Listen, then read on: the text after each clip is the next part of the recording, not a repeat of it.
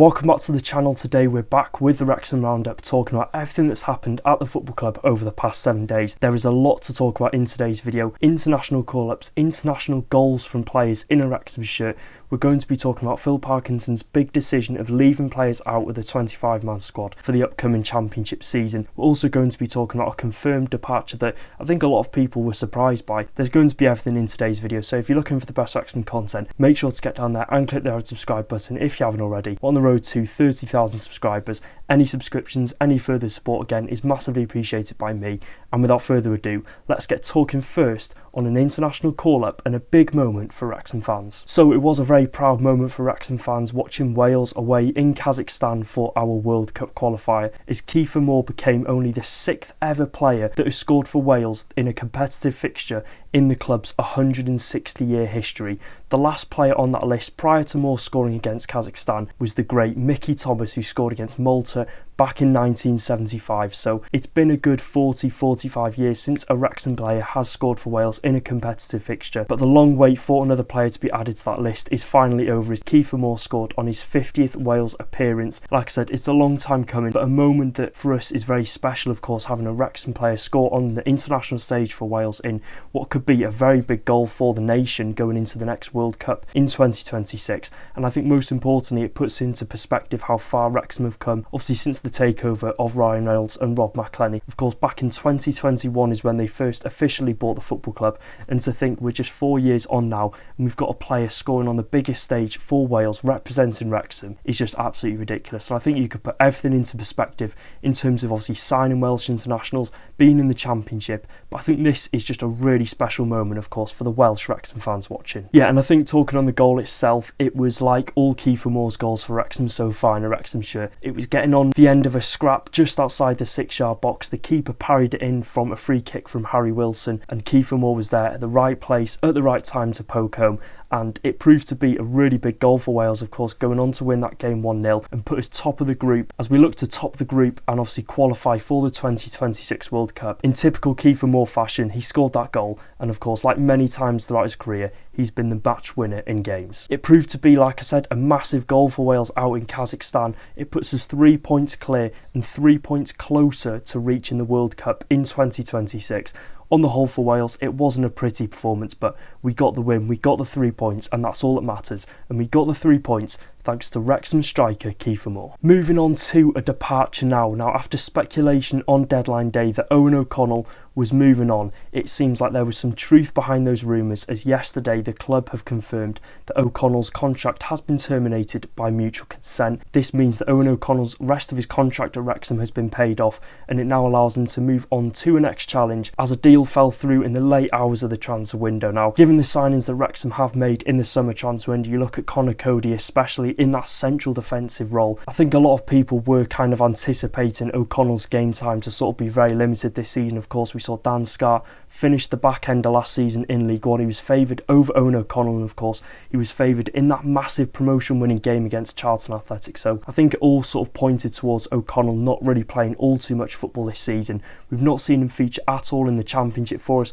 We saw him away at Preston North End last week in the Carabao Cup, but like many other players, it was sort of that game to get the game time in before they possibly moved on, which is what we expected for a lot of players on the pitch, and that's exactly what happened. Of course, George Evans, we've seen Owen O'Connell now, Jake and Mendy on that left-hand side. And I think it was clear from that game that Phil Parkinson was sort of saying to the fans, look, O'Connell has been good for us over the past couple of years, but in terms of this season, the recruitment's been very heavy in that centre-back role, and O'Connell isn't really going to play a part moving forward for the football club. Now, there is a situation regarding the deadline day possible move for Owen O'Connell that makes me think that he was obviously set to move on then. I do wonder, given how late the Hyam deal was obviously completed on in the transfer window, if they weren't going to let Owen O'Connell go if the Hyam deal didn't obviously go through. And obviously we saw the Hyam deal be completed with hours remaining. I think it was even less than hours remaining. We saw Phil Parkinson and the staff working really hard to get that deal across the line. So by the time that Hyam had signed, obviously really late on in the transfer window, there was not enough time for a deal to be finalised for Owen O'Connell to be moved on elsewhere. So I think that could have been the case.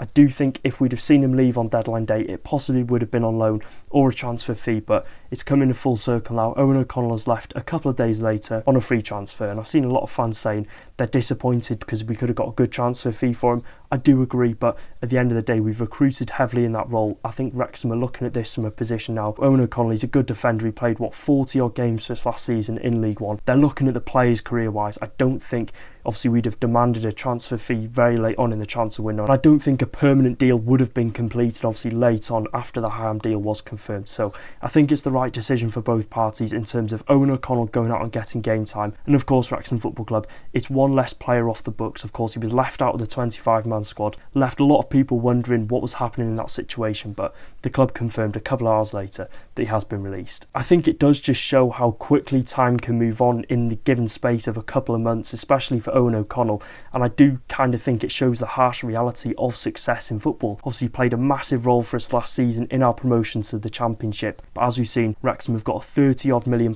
transfer budget. We were going to recruit heavily, we've bought good quality players in. Owen O'Connell fell down the pecking order as time went on. Of course, as definitely signings went on in the transfer window, so again, it does just show how quickly time has gone. It's the harsh reality in football, but one I think that Owen O'Connell will look back on and think it's the right decision for him. Wherever he goes next in his career, we really don't know. There's not been any rumours of him going elsewhere. I think Wycombe were one of the clubs interested in him on deadline day, so we'll have to wait and see on that front. And I was lucky to obviously capture 2 of his goals in a Wrexham shirt, and both of his goals that he did score in his time at Wrexham. Best of luck to him in the next chapter. He'll no doubtly get a good League One move. Just quickly talking on Owen O'Connell as a player before I do obviously move on to the next topic.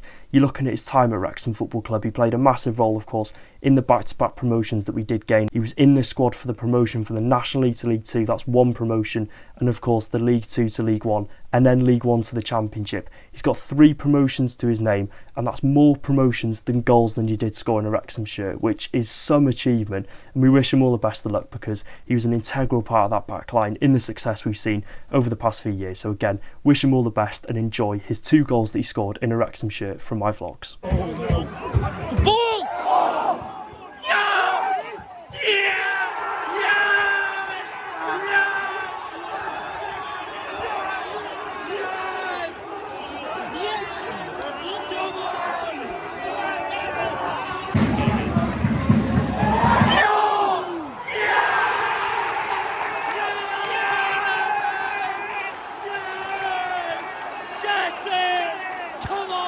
Talking next on some injury news now, Phil Parkinson has confirmed that Wales and Wrexham goalkeeper Danny Ward will undergo surgery. Well, he has undergone surgery on Friday after the injury that he did sustain away at Millwall in the last league game that we did play in the Championship. Parkinson went into a bit more detail on the injury. He said he's dislocated his elbow and has sustained ligament damage, which does follow with a dislocated elbow. The injury is likely to keep Danny Ward out of action for a lengthy period, quote unquote, said by Phil Parkinson. It's gutting because obviously Danny Ward has missed out the opportunity to fly out to Kazakhstan and possibly, push for that number 1 spot. And of course that game in Swansea against Canada in a couple of days' time. Again, it's gutting for him because you never want to miss out on representing your country on the international stage. And more importantly, his game time for Wrexham now is going to be very limited. We'll get talking more in detail later on in terms of the injury situation, but you're looking at Danny Ward, it's a dislocated elbow, it's ligament damage. He's going to spend a lengthy time on the sidelines, and it's gutting because, he's played so heavily, obviously, in the start of the Championship season for us. He's kept clean sheets, obviously, away at Millwall. He's made 16 saves, which is the joint most in the Championship. You can't help but feel for Danny Ward. As soon as he thought his career was getting back on track and he was getting regular game time, which I think he's wanted over the past couple of years, to now sustain this injury and keep him out for a very long period of time is gutting for him. But in terms of Phil Parkinson looking at this situation, he's reacted very quickly by bringing in a new goalkeeper, which we're going to be talking about now. Irish goalkeeper Ruben Eoghan has signed for Wrexham on a 6-month contract following, of course, Danny Ward's dislocated elbow. A signing that I think kind of makes sense in terms of cover. He'll be coming into, of course, add depth into that goalkeeping role, and with him being a young age, he doesn't count towards that 25-man squad, so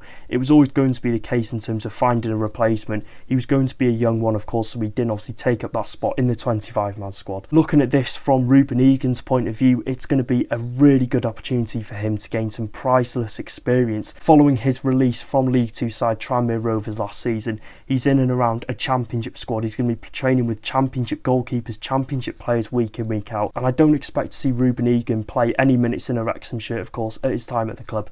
You never know, given obviously the injury situations last season, but yeah, you can never be certain. But if we're looking at this realistically, it'll be Arthur Okonkwo, you've got Callum Burton there, and then obviously Ruben Eoghan. Yeah, it's the cover we definitely needed, and one, yeah, that I think we all expected after that Danny Ward injury away at Millwall. Talking now on a very big topic. Now, following the submission of the 25-26 season squad list for the Championship campaign, Phil Parkinson and his staff behind the scenes have had to make a few really big decisions regarding the injury situations of some of the players that are contracted at Wrexham Football Club at the minute. If we're looking at this, Wrexham have submitted a 24-man squad, meaning one spot has been left free. This will most likely be one of the players coming back from injury or possibly a free agent signing. It's likely to be the former that I've just said. Of course, we've got 4 players out through injury at the minute, and in terms of looking at bringing free agents in, I do think Phil Parkinson would have done that obviously in the time period that the summer transfer window was open, so it's likely going to be one of the players coming back from injury. But it's the question as to who will take that spot. Of course,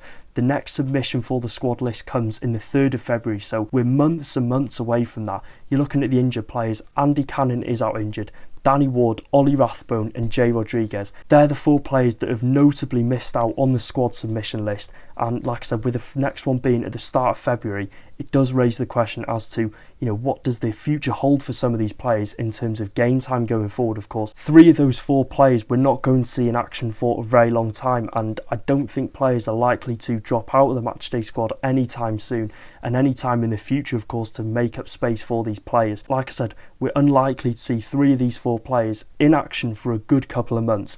If we're looking at this from my point of view, who do I think will take up that last spot? I'm going to say Ollie Rathbone. I do think it is kind of guaranteed, and I think a lot of Wrexham fans will agree with me at home. It's between Cannon and obviously Ollie Rathbone. I think those 2 aren't a million miles off, obviously returning to the grass and returning to matchday action for Wrexham Football Club, but they're obviously not close enough yet to obviously be included into that 25 squad submission list for the upcoming Championship season. If we're looking at the 2 other options, Jay Rodriguez, there's been whispers on social media that Rodriguez is retiring, but I can't really say that with any obviously certainty, as there's not much truth behind those rumours. But if you're looking at Rodriguez, he's 36 years old now. He's obviously been out of action for a good couple of months, and with the players being brought in the summer transfer window, you're looking at Josh Windass, Ryan Hardy, you've got Sam Smith, of course, coming in January, you've got Nathan Broadhead, Kieffer Moore.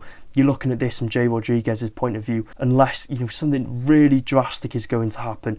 I can't see there being a way back for Jay Rodriguez in this Wrexham team. And you look at his performances at the back end of the League One season, he obviously played the role in promotion. I think he started every game up until he signed until the end of the season, so he played a role in that sense. But going forward in the Championship for us, a player of his age, and if he's struggling with injury, I think that is sort of a sign that his playing days might be coming to an end. And I think if Phil Parkinson is looking at this situation, he's got to be truthful to Jay Rodriguez, and I think Jay Rodriguez will be truthful to himself. If he really doesn't see a way back in this Wrexham team, I think there'll be a mutual agreement to obviously end his contract, because I think he's got another 12 months left. He could run up his contract, but again, that wouldn't really give him the best of looks and wouldn't really give him a good reputation. But we'll have to wait and see on this front. Is there a way back for Jay Rodriguez? I think a lot of people at home will be watching this thinking no, but let me know your thoughts in the comment section down below. Yeah, and looking on Danny Ward, and with Ward being out for a very long time, we know that, we've just talked about it, possibly into the new year, I think is the next time we'll see Danny Ward just back on the grass for Wrexham in general, not just playing in the first team squad, I think just back on grass in training. If we're looking at Danny Ward's injury, the return for an outfield player would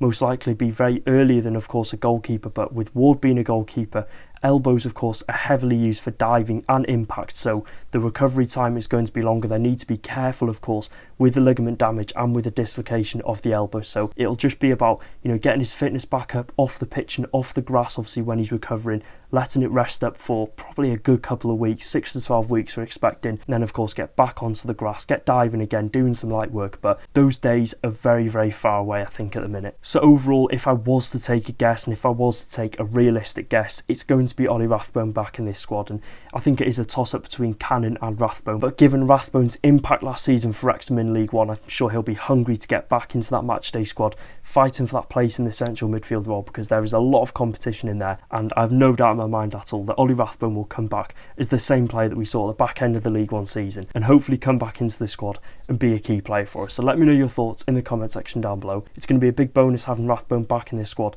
but like I said, I'd love to hear your thoughts on who you think is going to take up that last squad. Will it be an injured player, or could you see possibly a free agent player coming into the team and making up that one space? Capping off the video with another bit of international news, Issa Kabore played a full 90 minutes in Burkina Faso's 5-0 World Cup qualifier win yesterday against Djibouti. He played the full 90 minutes, and that's likely going to be the case on the 9th of September when he does face off against Egypt, which is a big game for Burkina Faso if they want to reach that World Cup. He's playing against a very good team in Egypt. He'll be coming up against Mo Salah, obviously Omar Marmoush of Manchester City, but more importantly, he'll be man-marking him coming up against the same flank as former Aston Villa winger and Istanbul Başakşehir winger Trezeguet. So it's going to be a very good test for him, and I'm looking forward to see how he does. So that is it for today's video. It's been good to bring one of the Wrexham roundups back onto the channel. There's been plenty of news, of course. We haven't got a game this weekend, but there's still a lot going on at the football club. If you did enjoy, make sure to drop a like, make sure to get down there and click the red subscribe button. And until the next video, take care guys, up the town.